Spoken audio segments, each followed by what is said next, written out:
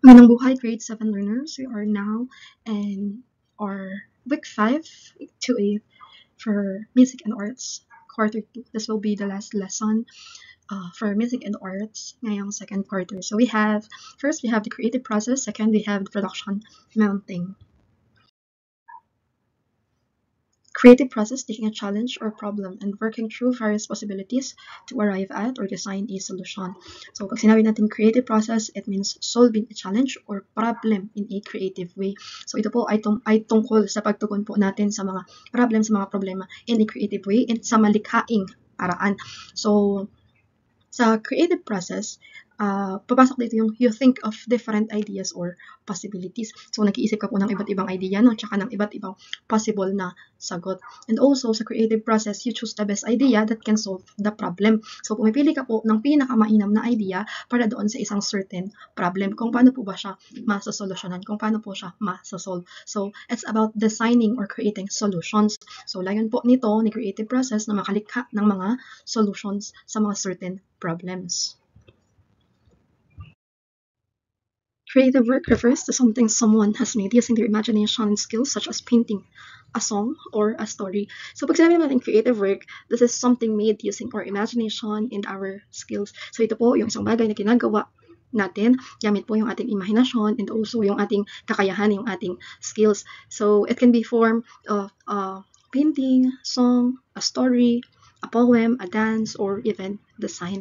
So, tulad po ng sabi ko kanina, maaari po itong larawan, awit, kwento, tula, sayaw, and disenyo, syempre. So, creative work also shows a person's ideas, feelings, and creativity. Pinapakita po ni creative work yung idea, damdamin, at pagkamalikhain ng isang tao. And creative work can be shared, appreciated, or enjoyed by others. So next we have subtopic 1, creative process, preparation and incubation. Now let's have this video. Let's watch this video. So this video describes the interplay of dance, music, visual arts, including the costume, the props, and the set designs, and the drama to showcase the Panubok in the dance festival.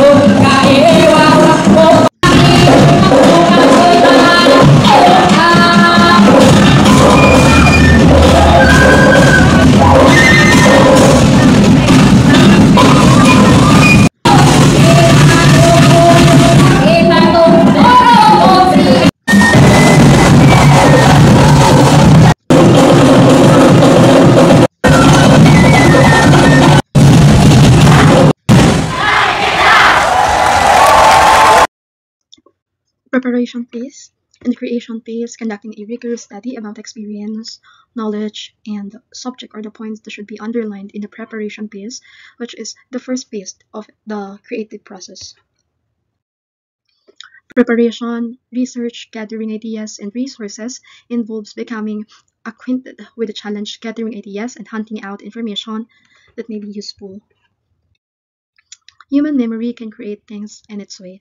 The necessity of the sketches, preliminary designs, and drafts for designers' inspiration for their designs fields, machine, poetry, painting, building, etc., should not be overlooked. Something new. Working effectively with a hypothesis put forth in this context is incredibly necessary. The designer's mind should be filled with various elements such as themes, patterns, colors, motifs, compositions, figures, etc. Brainstorming is a typical type of preparation activity. So pag sinabi po natin preparation phase, the preparation phase is the first step in the creative process. Ito po yung tinatawag nating paghahanda. Ito po yung unang hakbang sa proseso ng paglikha. So, pag sinabi natin preparation phase, papasok dito si researching, gathering ideas, and collecting resources. Bakit po ba tayo nagsasaliksik, kumukuha ng ideas, at nag-iipon ng mga resources? Kasi po, ito pong step na to ay makakatulong po sa atin to understand the challenge para din maintindihan po natin also yung paksa, yung ibig niyang sabihin. And mahalaga po si sketches and drafts. Ano, bakit po? Kasi si sketches and drafts are important kasi it inspires new ideas. So, dapat si creator, yung mind niya ay filled with different elements katulad ng themes, ng colors, ng patterns, ng motifs, ng pictures, etc. Ano, dapat po puno yung isip noong lumilikha. So, si brainstorming karaniwan dito po sa phase na to pumapasok. Ano, kasi pag nga po sinabi natin preparation phase, first step, paghahanda, unang hakbang, syempre palaging ang una po ay si brainstorming. So, ang goal po, ang layunin po ni preparation phase ay ihanda po, i-prepare yung inyong mind with enough knowledge and inspiration before creating. Layunin po niya na ihanda yung inyong isipan, ihanda kayo, gamit po yung sapat na kaalaman at inspirasyon bago lumikha. Kasi nga po, mas magandang gumawa, mas magaang gumawa, mas mabilis gumawa kung kayo ay full of knowledge, alam nyo yung gagawin nyo, alam nyo yung possible na ma-encounter yung challenge, alam nyo kung ano yung mga magagandang gawin kasi nga inspired po kayo. Incubation phase is the period of pondering on the problem. This may involve thinking or daydreaming behavior, but it also involves active exploration of ideas, materials, or process. A student is often engaged in what if thinking during this stage. What if I put this movement after that one? If I stick this together, will they hold? What sound will I get if I use the stick with that drum? Incubation is a free-flowing exploration of possibilities coupled with an ongoing review of their potential. Incubation is a vitally important stage of an art project and is often overlooked. The more attention given to this stage, the better the outcomes. So when we say incubation, it means the time to think deeply about po doon sa problem or sa ideas. So it can include daydreaming or just letting ideas flow. Dito sa phase na to, mas nag-iisip po kayo, mas pinapalalim nyo yung inyong imaginations. So, kayo bilang students sa phase na to, madalas tinatanong nyo po yung sarili nyo ng what if questions. So, example, paano kung pagsamahin ko ito? Excuse. So, paano kung pagsamahin ko ito or paano kung ganito ang gawin ko? So, mga ganong what if questions yung mga tanong nyo. So, in this stage, it involves exploring different ideas, materials, or processes freely. So, dito po, sa stage na to, sa phase na to, malaya po kayong mag-experiment, mag-explore, mag-isip ng mga bagong ideas, materials, etc. So, it is about testing and imagining possibilities. So, even if it looks simple, so this stage is very important for creativity. So, the more time you spend on incubation, the better the final project. Next, we have subtopic 2, creative process, elimination, and verification. Elimination phase. Elimination is the moment of revelation. So this is when possibilities crystallize and you see the signs of a solution that meets all requirements. So the idea incubated is considered to be complete formed at the illumination stage and felt internally via strong intuition.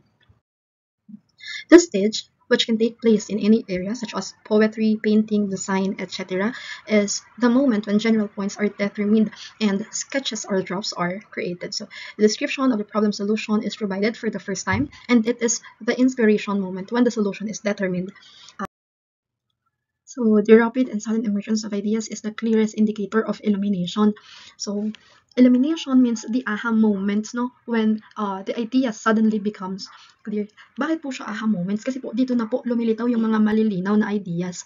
So, it is when the solution or the answer finally appears on your mind. So, dito na po lumilitaw yung mga tamang solusyon. Dito nyo na naiisip yung mga tamang sagot.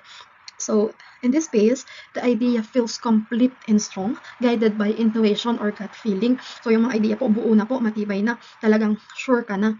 So, syempre, together gabay po yun, gabay with your gut feeling or yung pakiramdam, yung inyong kutob, yung iyong hinala. So, it can happen in any creative field like writing, art, music, or design. And at this stage, you may start making sketches, drafts, or notes about your idea. So, pwede ka na pong magsimulang gumawa ng mga drafts, ng mga sketches, etc. Dito ka na po pwedeng magsimula kasi nga po, buo na, matibay na. So, in this moment of inspiration where the first clear solution forms. So, the key sign is the sudden burst of idea of realization. So, in short, malinaw na yung mga palatandaan ng mga sumusulpot na yung iyong ideas, yung iyong mga desisyon sa buhay, mga solusyon, yung iyong plano ay strong na, kompleto at buo na po, matibay na. Verification is the stage when you work on the production, refining the possibilities that emerge at the illumination stage. Verification results from your inquiries, the final artwork, dance, painting, and the solution or response to the challenge. It is the resolution. So, pag sinabi nating verification phase, this is the stage after you get new ideas or yung tinatawag nating illumination stage. Ito po yung yugto, yung phase ng pagkatapos nyong magkaroon ng mga bagong ideas or ideya, yun po yung tinatawag nating illumination stage kanina. So, dito sa phase na to, you check, you refine, and improve the ideas you see, which one works best. So, dito na po kayo nagsusuri, then mas pinapaganda nyo po yung idea para makita kung ano yung mas okay, mas mabisa, tsaka mas maganda. So, dito din po, sa phase na to, kayo gumagawa ng huling produkto nyo or final output nyo. Dito nyo po siya ginagawa. So, example, dance, painting, or project. Ito na po yung last phase. Ito na yung ito na yung may output na kayo, may nagawa na kayo, may natapos na kayo. So, it's about finding the best solution to answer or to the challenge. This is the resolution or the finished work. Ito na po, dito na po sa phase na to nagtatapos. Ito na po yung pagtatapos. And andito na din po yung kabuuang gawa. Meron na kayong output, meron na kayong nagawa. So that's all for today. Thank you so much.